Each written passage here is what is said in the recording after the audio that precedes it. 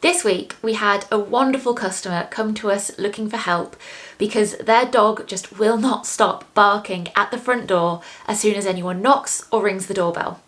And this is actually a really common problem. Most of us will experience it at some point in our lives with one of the dogs that we might own, and it can be incredibly frustrating and even embarrassing.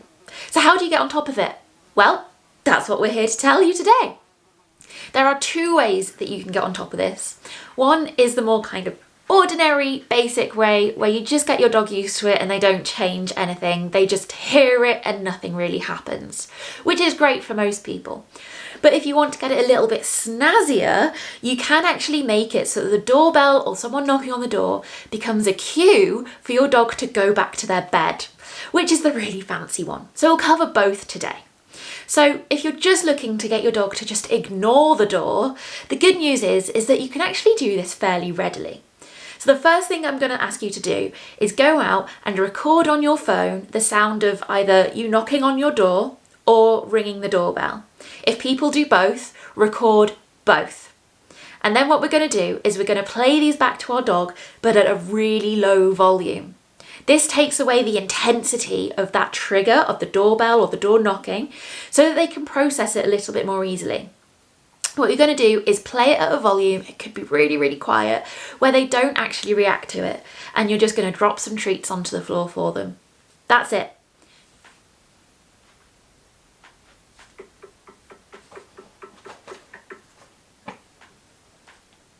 You can do this exercise multiple times a day, do it every day, and you will get results much faster than if you just did it every once in a while. My favourite trick is to do this exercise every time you're about to boil the kettle, because then you build it into routine and know that you're practicing it hard. So once you've got your dog used to the fact that the doorbell rings at this really low volume from your phone and they get treats, they're going to start to hear the doorbell and look at you and kind of go, "Where's my treat?" So we can start to slowly bump up the volume of that recording.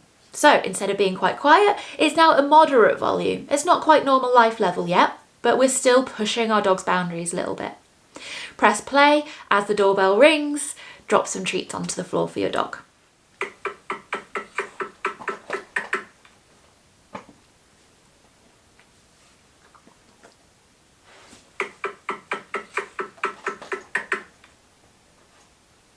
Again, do that as often as you can.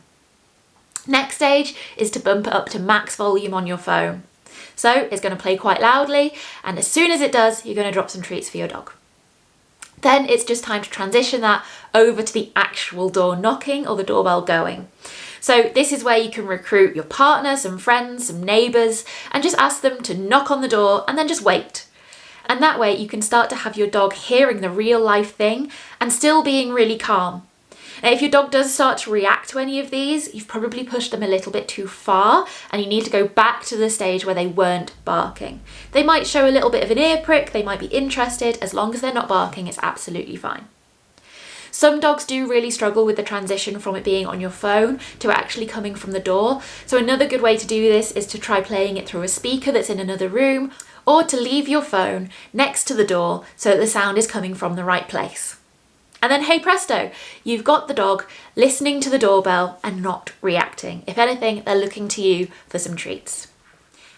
Keep this up where every now and again where someone's really knocking at the door, you still do this training, and you might want to go back to even the phone recordings every now and again, just over dinner or something, so that your dog is keeping that memory alive and knows exactly what to do in the real life situations. Now, for those of you that want to take it one step further, you first need your dog to know how to go to bed. Go to bed? Yes. So, if you haven't trained that already, you can join local training classes and whatnot to actually learn that behaviour. But once you've learned that behaviour, it's a simple case of just having the doorbell go. So you can do this with the real life doorbell once your dog's used to it, and automatically sending your dog to bed. Just by chaining those two things together, your dog will start to hear the doorbell, anticipate your next moves, and take themselves off to bed. All you need to do is make sure that you reward them every time they actually go there.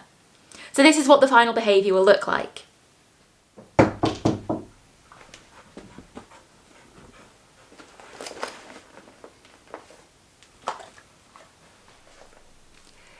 So go on, give that a go and let us know how you get on. We'd love to see any videos of your work in progress or the finished result, but if you have any questions along the way, as always, let us know and we'll be happy to help.